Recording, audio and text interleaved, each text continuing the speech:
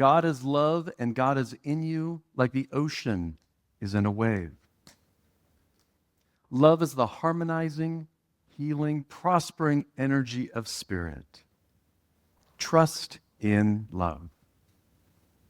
Thank you. Woo, woo, woo, woo. I know some of you out there saying, finally, a short talk. God is unity's first foundational principle. God is. There is only one presence and one power active in our life and in all the universe. God. God is the allness, God the good, God the omnipotence, and that God is ever present. That idea that God is the allness of life, love, and wisdom. That's the word that I like to use most frequently, the allness. It is the allness of wisdom. It is all wisdom, all knowledge, and all power. God as principle, the unchanging, ever-present energy and intelligence, always available. And God is love, one of my most favorite attributes that we talk about for God. And we experience it as this loving presence. We experience it as the flow of energy, that healing, harmonizing, prospering energy that is always present and always flowing. There is nothing you need to do to receive it. It is unchanging, ever present. But what we do need to do is tune into it, is tune into that energy that is ever present, and allow that energy to work in, through, and as us as we move through our day. Allow that love to flow through us with ease and grace as we move through our day, through our thoughts, through our words, and through our actions. Eric Butterworth, in his book Practical Metaphysics, said, love is not something God does. Love is what God is. He also says, God is love in me, and I am the very activity of love and expression, which means, startling enough, that I have within me all the love in the universe. Within me, in this very moment, available to me. God is love, everywhere present. I trust in love. Yes? Human beings, on the other hand, we're a little challenging sometimes, aren't we? It's hard to trust in human beings. It's interesting. I'm holding a class called Trust and Forgiveness, and I am facilitating this class as a group facilitation, mainly because I need it, so thank you. But this idea of trust in human beings tends to be very binary, right? It's a 0 or a 1. It's a no or it's a yes. I trust you or I don't trust you. But our experience of trust with one another comes with some conditions and expectations, usually, doesn't it? And the definition of trust that I like the most is the idea that we are being vulnerable, willing to be vulnerable to somebody, and to trust that someone to treat us with care. And that's great until we don't. And that's where the forgiveness part comes into play, yes? Yes. That is where the forgiveness part comes into play. Because the challenge of trust in the human experience is that people, situations, and things are inherently unstable. And that's okay. We just know that things in our life shift and change. That people change. We all have moods. Anybody notice? Yeah, we have moods. We all have our fears, our boundaries, and we trust someone to not break my boundary. Here's my boundary. I trust you to hold it, except for when I don't. Our boundaries fluctuate because we are not clear on who we are, and because we are leaking that energy. We're looking for that energy not within us, not the energy of love within us. We're looking for the energy of love to come out from someone else or something else. So our motivation may change. I'll hold this in confidence for you. Well, until we break up, and then watch out. I'll hold this in confidence for you until, I'm motivated by some sense of ego or some sense of, oh, somebody will like me. And so I'll tell them what I know to look like I know what I'm talking about. This idea of trying to trust one another. I trust you to do your job. You know that famous saying, I think it was Ronald Reagan, trust but verify. I trust you, but not really. I'm going to verify that you're doing your work. I'm going to verify that you are doing what you said that you were going to do. The antidote through all of this is love. The antidote when we have those untrusting experiences is self-love. Number one, self-love. To draw into your being love, the love of God, divine love, that infinite flow of spirit, the harmonizing energy within us, the prospering energy within us, the healing energy that's already present. Tune into that.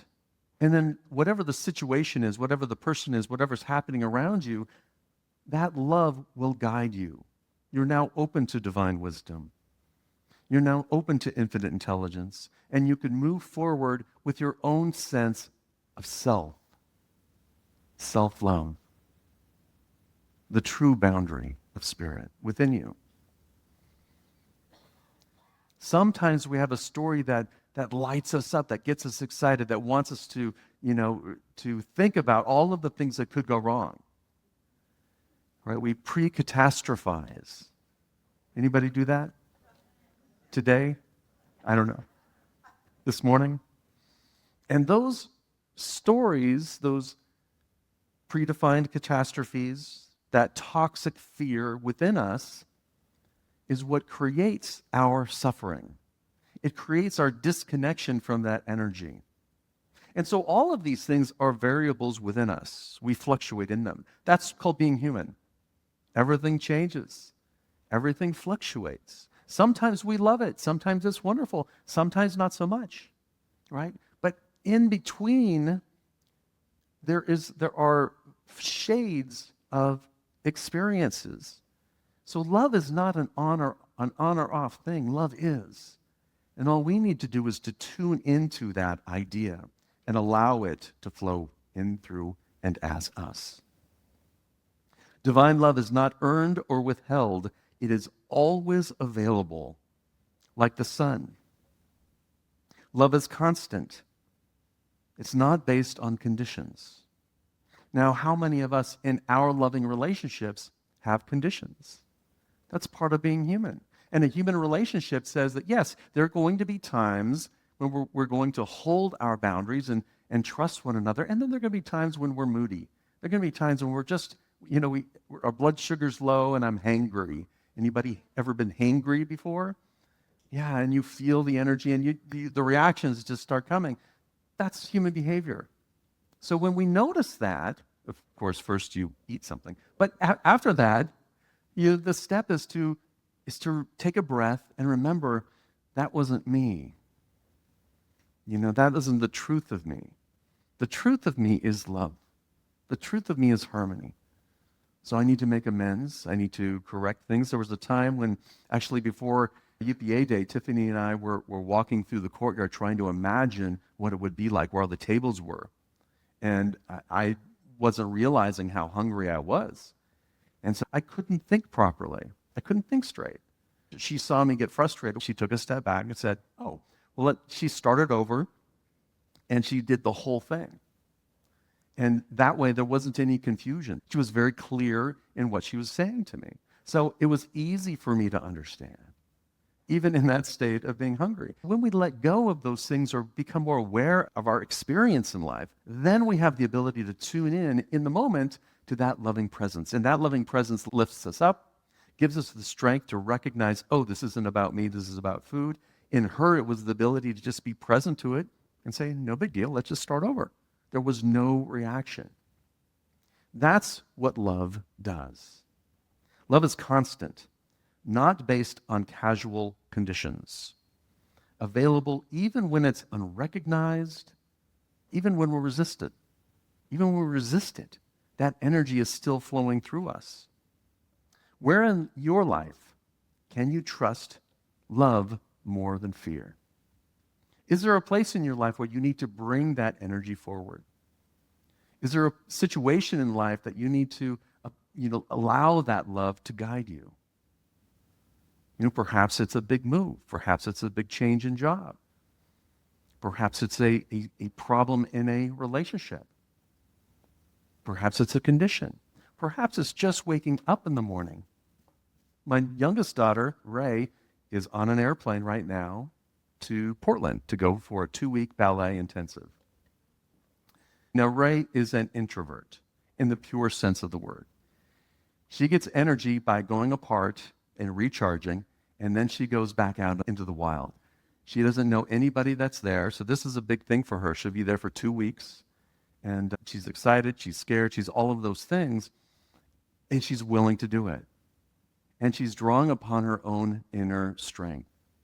That's what love is, that inner strength within us. Eric Butterworth says this: love is an inner power, not an object. Our need is not to be loved. Our need is not to be loved. And that's where most of our problems come into play. Because we think we need to be loved by something out there. But our need is to love, to express that energy out into the world, to express it as kindness and compassion, to express it as being there for somebody, to listen compassionately, to just simply being present and sitting with someone. Our need is to love. Our need is to become aware of something within ourselves. We're out looking for it somewhere else, while all the time it is within us. In the moments of fear, confusion, or challenge, we are invited to release that fear-based story, releasing that need to control, releasing my need to control my daughter and how she lives her life in the next 2 weeks. She will be all of those things, and she will be sad, and she will be lonely. She may be all of those things, and that's okay. Surrender the need to control. Surrender the need to be right. Surrender the need to have someone else give me that love when that energy is flowing within you in every moment of the day. In moments of fear, confusion, and challenge, we are invited to release our fear-based stories and our truest, most reliable energy. I trust in love. I trust in love that flows in, through, and as me. Would you affirm that with me together? I trust in love that flows in, through, and as me. Our real hunger is not to be loved, but to love. To get in tune with the inner flow of love and radiate that into the world. To allow that love to shine in the world. To be who you are. We do that in 2 phases. We do that within ourselves. The first step is you are expressing God's love uniquely and irreplaceably. You are irreplaceable. How do you like that idea?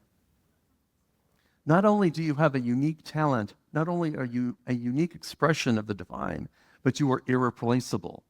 You are needed in the world, your energy. Whatever challenge that's before you, you are here to bring love to that challenge, to bring that energy of harmony and peace and healing and prosperity. You are here to bring that energy of compassion, of kindness. You are here to bring that to the world. You are irreplaceable. Your every thought, word, and deed carries the potential to reveal divine love in the world to another person. You could be that light for somebody who so desperately needs to see a light. Love is the flow of spiritual energy. It is the flow of spirit. It is not passive. Eric Butterworth says that we must practice the presence of eachness. Practice the presence of being an eachness in the allness, of being that divine essence, of being your true self, of practicing that love. Practice the presence of eachness. Get ourselves in tune with the consciousness of love, in tune with the consciousness of spirit, and living from that every day. So here's our practice.